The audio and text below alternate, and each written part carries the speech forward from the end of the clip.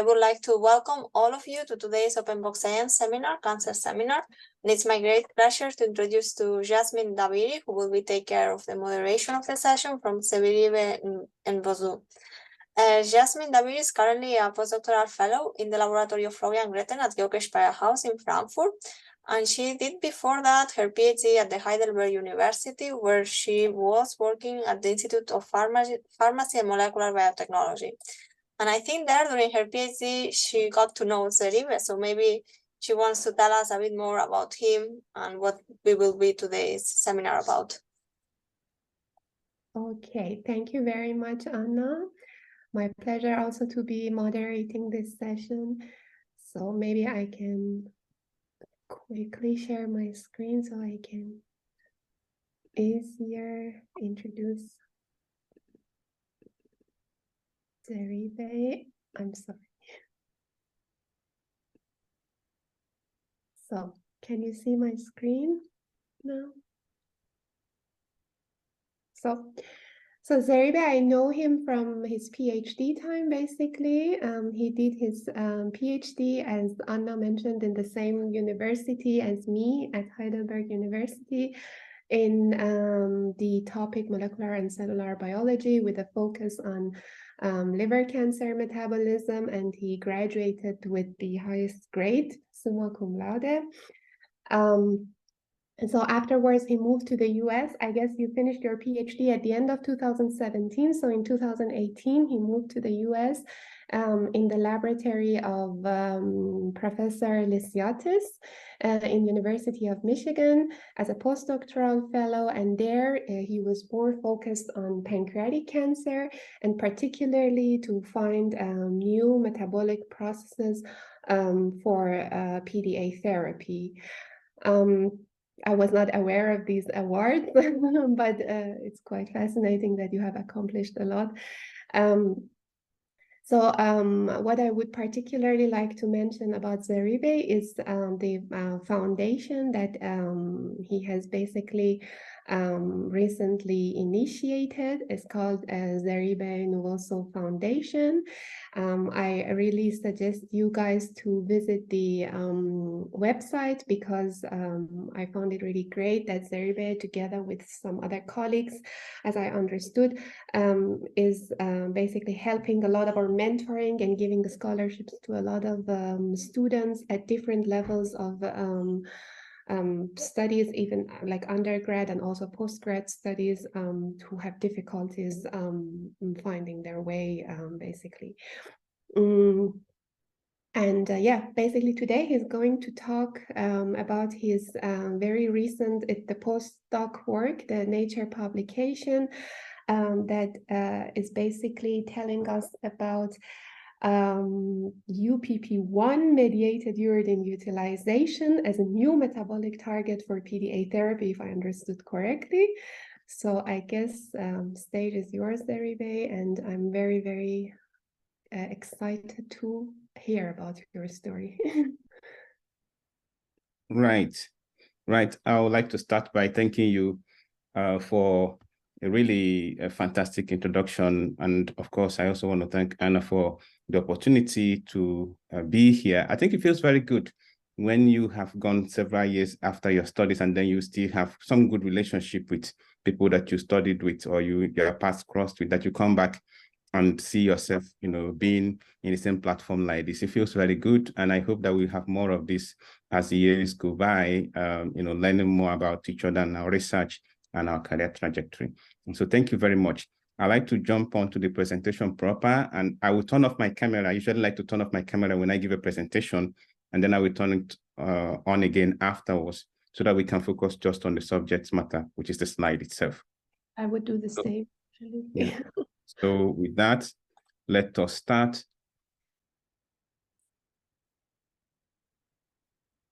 So yes, I want to believe you can see my slide. So yes, I would like to start by really emphasizing the fundamentally important work we did recently, but to say upfront that this was really a team effort that involved so many people. So I may not necessarily call out individuals as I go on figure by figure, but at the end, I will try as much as possible to highlight also those who did contribute to this work. So I am currently half a postdoc, so to say, towards the end of the postdoc, but also an assistant professor in the visiting phase at Cornell to start on the 1st of October.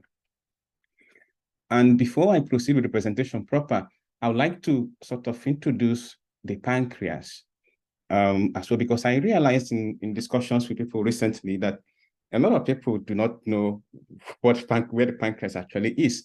And I don't hold them in content for that, because when I started my postdoc, I know that there was a time I struggled to find the location of the pancreas in mice when we want to do experiments, orthotopic and transplantation experiments.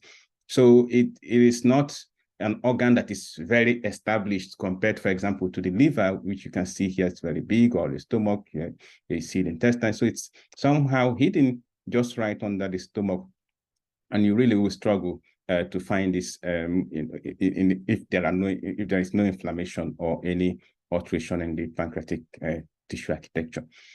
So in the context of cancer itself, people usually wonder what that may look like. So you may have a tumor building up somewhere up in the pancreas here and disrupting this blood supply and blood vessels.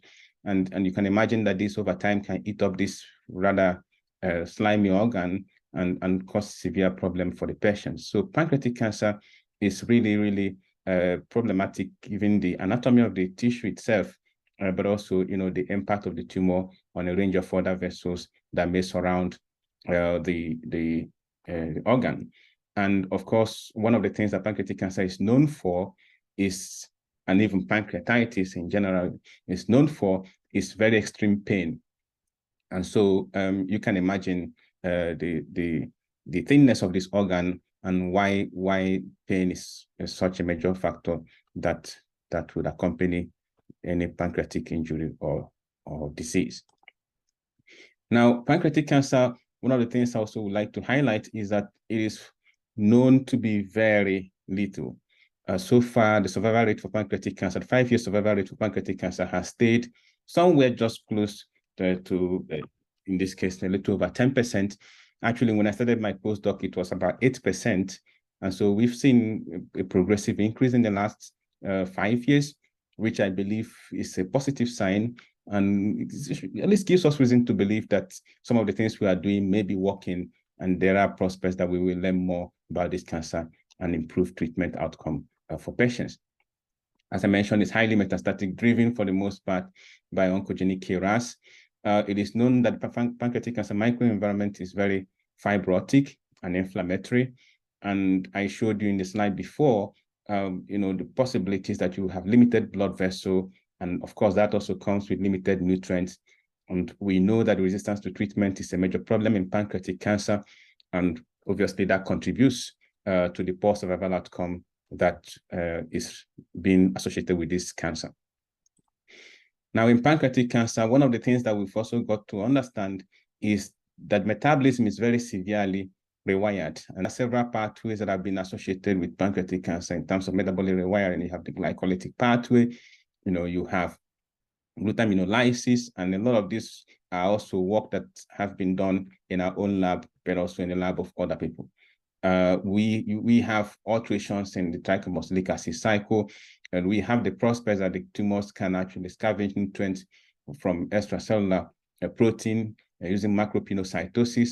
Autophagy is a major problem as well, driving pancreatic cancer metabolism and metabolic adaptation. So for all intents and purposes, this is a disease that is known to be driven to a considerable extent by metabolic alterations. And that is why we're very fascinated about this subject.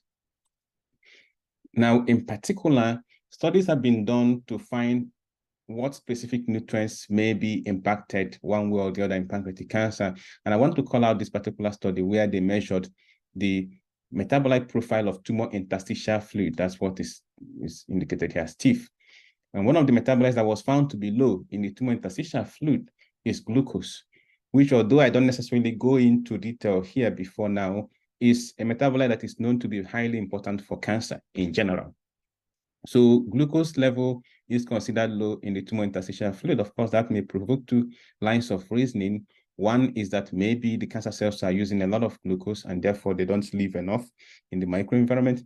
But also it could be that there is just not enough glucose in the first place because, as I mentioned earlier on, blood vessel in the microenvironment is in the pancreatic cancer space is limited, and you have a limited blood supply as a result of fewer blood vessels. And so with that, we are very interested in understanding how glucose impacts tumor growth, especially in the setting where we think it is low in the microenvironment. But I also want to show additional study that measured glucose level, measured metabolite level in tumors relative to benign adjacent tissues. And here you can see a lot of metabolites that were found to be, in some instances, enriched, or in some instances, below threshold. And glucose again comes out as one of those metabolites that is low in the tumor space relative to the normal tissues. So from different perspectives, we have we had the knowledge to some extent that glucose in particular is low in the tumor microenvironment.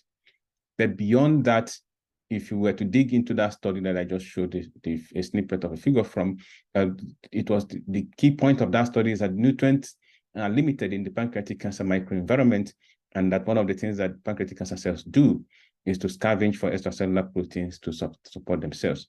And so this leads us to also ask the question, what may be happening for these pancreatic cancer cells in the absence of glucose? How do they sustain themselves? You know, if they rely normally on glucose for their growth, then what is happening when glucose may be limited? That's the framework of the question that we asked in this study. And the overarching goal is to find a way to disrupt pancreatic cancer nutrient access, disrupt also alternative bypass nutrient mechanisms, nutrient acquisition mechanisms, as a way to improve treatment. And of course, that is partly to overcome resistance. So for the study that we published, which is the topic of our presentation, we took a step to try to answer the question of what pancreatic cancer cells use when glucose is limited. And in a nutshell, what we did was to culture a range of pancreatic cancer cells in media without glucose, providing them one metabolite at a time, over 175 combinations of metabolites. And that was run on this instrument as a biolog instrument, measuring kinetically the production of NADH over 3 days in a 15-minute time frame. And the idea was to then see what metabolites were used when glucose is not there, and can we correlate the metabolite utilization with metabolic gene expression profile. So that's what was done also here. So we take the readout of metabolic activity and correlate that with gene expression. And also we did additional stratification connecting this with human pancreatic cancer gene expression profile. I may not get into all the details of all of that because, again, as I tried to tell the moderator earlier on, I understand that not everybody is an expert in this area, so there's no point going too deep. But I just wanted you to understand this schematic, because this schematic is actually very important. Without it, we would have found it hard to come to the conclusion to focus on uridine and the UPP1. So with the assay, in a very summarized version, is that there were certain metabolites that we found that in the absence of glucose, pancreatic cancer cells, a lot of pancreatic cancer cells could use them to sustain their growth. And one of that was uridine. And so we took out uridine and performed an experiment with it. And you see in the basal media, there is limited glucose or no glucose, as I showed you in the schematic earlier on. And you put those cells on uridine, and you see that there's a gradation in the way the cells can grow, but you can see almost all of them could benefit from uridine supplementation in the absence of glucose. So this was the first very important piece of data that gave us reason to focus a little bit on uridine. Also, what we found is that this reliance on uridine only happens when there is no glucose. If you provide glucose to the cells and give them uridine, you don't benefit them in any way. You don't improve their growth substantially. It's only when you don't have glucose and provide them uridine that the cells will benefit. So if you have glutamine, which we brought in for another reason, because we knew that glutaminolysis is also important in pancreatic cancer. The cells can benefit from uridine even if you have glutamine in the setting. So it was just something that was very specific to their interaction with glucose, such that if there is no glucose, they tend to switch to this alternative metabolite. And that was quite fascinating. Now, uridine, from a biochemical standpoint, is usually broken down by uridine phosphorylase 1. I'll come back to this in a bit, in a couple of slides down the road. But it's broken down by uridine phosphorylase 1, an enzyme, into uracil and ribose 1-phosphate. And the traditional understanding was that this uridine and ribose 1-phosphate, could fuel subsequent steps in nucleotide biosynthesis. So this was a traditional understanding of how uridine may be used by pancreatic cancer cells, and in this case also pancreatic cancer cells. We thought that, but besides that, we had a couple of question marks as to what the cells might be able to use ribose to do.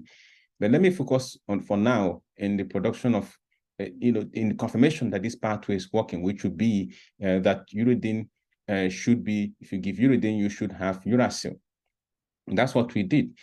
So metabolomics experiment we did show that if you provide the cells with uridine, as we expect, you have a massive accumulation of uridine in the intracellular compartment.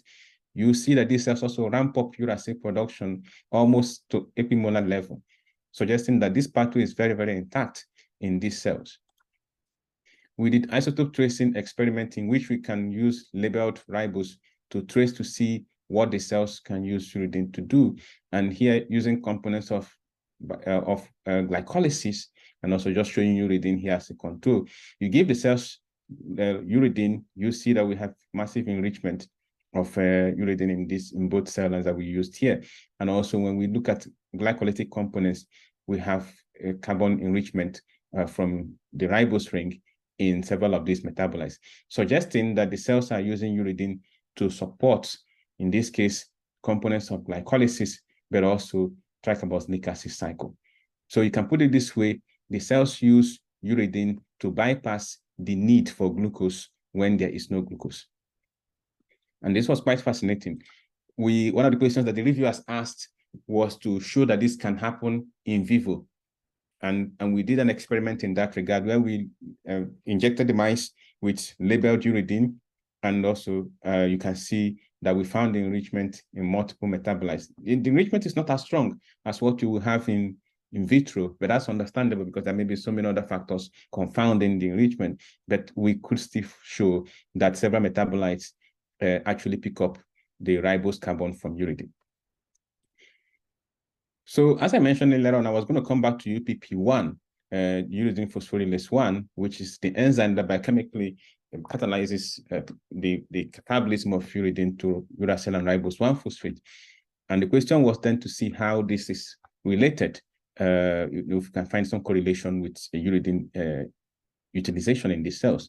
Indeed, we did find a correlation that those cells that were expressing UPP1 at mRNA level were actually mostly those cells that used uridine at a higher level as well. And we can see in vitro too that we can really find that distinction. Those cells that expressed UPP1 at the high level were mostly the cells that we knew were the high uridine consumers. What I actually thought was probably the most exciting for me in this was when we just took the cells that were uridine high consumers versus those that are low consumers and stratified them, just perform a rather agnostic stratification to see their differential gene expression using the Cancer Cell Line Encyclopedia. You find that the top gene, among the top genes that are expressed in the cells that are high uridine consumers, is UPP1.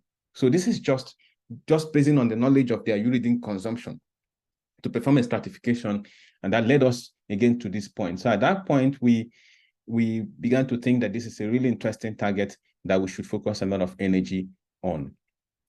And then we did analysis in multiple pancreatic cancer data sets. We could find that UPP1 expression was actually high in pancreatic cancer. We can also see that this expression is high when we analyze a data set of primary pancreatic cancer versus liver metastasis. We analyzed single cell sequencing data and did find also that in the epithelial cell compartment, there's a lot of UPP1. We did find it also in the myeloid cell compartment, which initially led us to think very deeply about the role of myeloid cells in uridine metabolism and supporting pancreatic cancer. We did show some elements of data in that direction, but that aspect needs to be further investigated. But indeed, we did find that UPP1 is also expressed a lot in myeloid cells as they are in the tumor cells. More importantly, we found that if we analyze survival outcome, performing Kaplan-Meier survival analysis in 2 different data sets, actually in 4 data sets, out of those 4, we found in 3 of them, and I show you the 2 best results here, that UPP1 expression correlated with poor outcome. So patients that expressed high level of UPP1 had poorer survival outcome or shorter survival time compared to those who expressed low UPP1. So all of this provided evidence that this target UPP1 is potentially relevant in the context of pancreatic cancer. And of course, uridine itself important in supporting pancreatic cancer metabolic adaptation. So we did experiment in mice and also in human cell lines, but start first with the human cell lines. We knock out UPP1 at this point with CRISPR-Cas9. Then the goal was to get into some biochemistry and try to see if we could find a really stronger reason to believe that the reaction that we've been observing is specific to UPP1. So here is a knockout. And when we do that, what you see immediately when we do metabolomics is that without UPP1, these cells begin to accumulate uridine. So we supplement them with uridine, they just cannot use it anymore. You have a massive accumulation of uridine. You have that also in these 2 different cell lines, that the cells are unable to take up uridine as they were doing before. More importantly, you can see that uracil production in these cells is now flat, compared to what I showed you before, where I showed you that if you provide them uridine, you almost produce about the same amount of uracil. In this case, you knock out UPP1 and provide them uridine, uracil production is gone. So this provided us evidence that we were dealing with something very specific, and that was also under confidence builder in the study. In mouse cell line, we found also that we knock out UPP1, we have again accumulation of uridine, uracil production is depleted. Again, some of these studies we did in multiple cell lines. I just took some key results to show you. And then we have done metabolomics as well, isotope tracing in particular in this case. And you can see that when we knock out UPP1, you see the enrichment. This is a fractional enrichment in the vector cells where you still have UPP1. You have that several of those uridine-derived label carbon are enriching in the vectors across these metabolites. And when you knock out UPP1, that is gone. That is literally gone across board. So we confirm again in the mouse cell lines that these cells are actually using uridine to bypass glycolysis to fulfill the need for glucose in the absence of glucose. And if we knock out UPP1, we compromise the ability to perform that metabolic function. So I believe this is about one of the last slides, where we show that if we knock out UPP1, and this is an autotopic model, tumor growth is completely restricted. In some instances, we really struggled to find tumors in these mice. And this was a subcutaneous model, and this was an autotopic model, in this case, where we inject the tumor cell lines directly into the pancreas. You see also that tumor growth is severely compromised in these mice.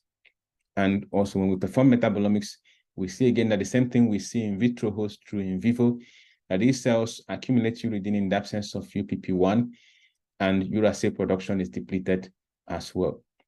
So all of this led us to a central model with a couple of further data that we really generated in this study, that what the cells are actually doing is, in the absence of glucose, they use uridine through UPP1 to produce ribose 1-phosphate, which could be used to recharge nucleotide biosynthesis, but then this actually primarily is geared towards converging with glycolysis to fulfill the subsequent need for glycolysis in the absence of glucose.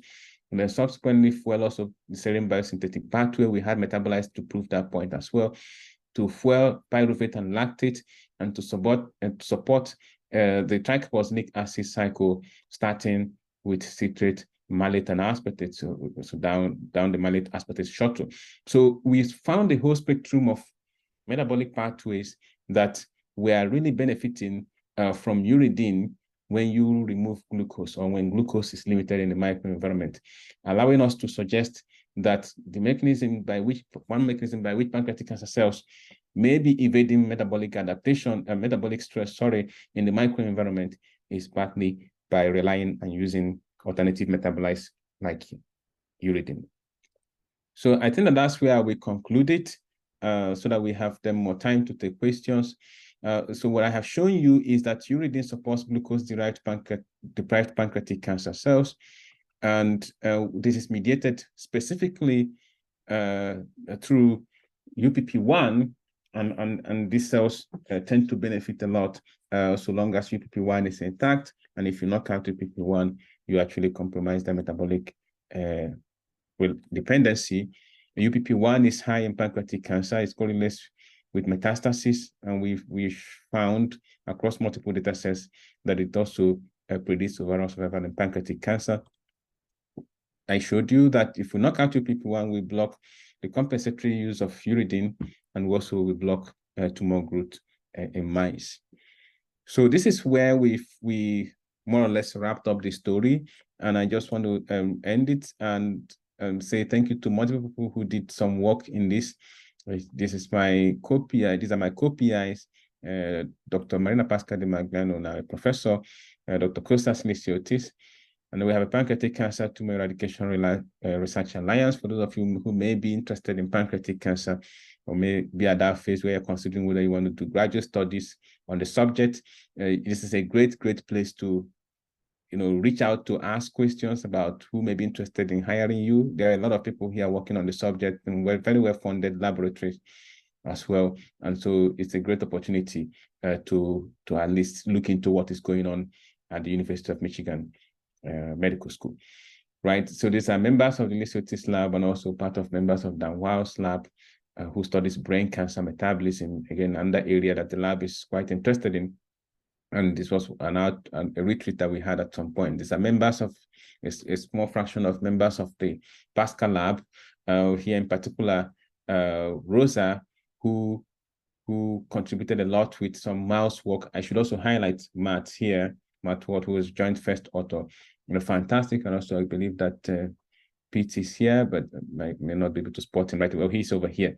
So Pete, also, these are all joint first author alongside Pawan at the Institute of Cancer Research in London, who contributed to the study. Yeah, and these are other members of the Pascal lab who have been very supportive in many other ways, and have also contributed to the success of multiple other projects in the lab.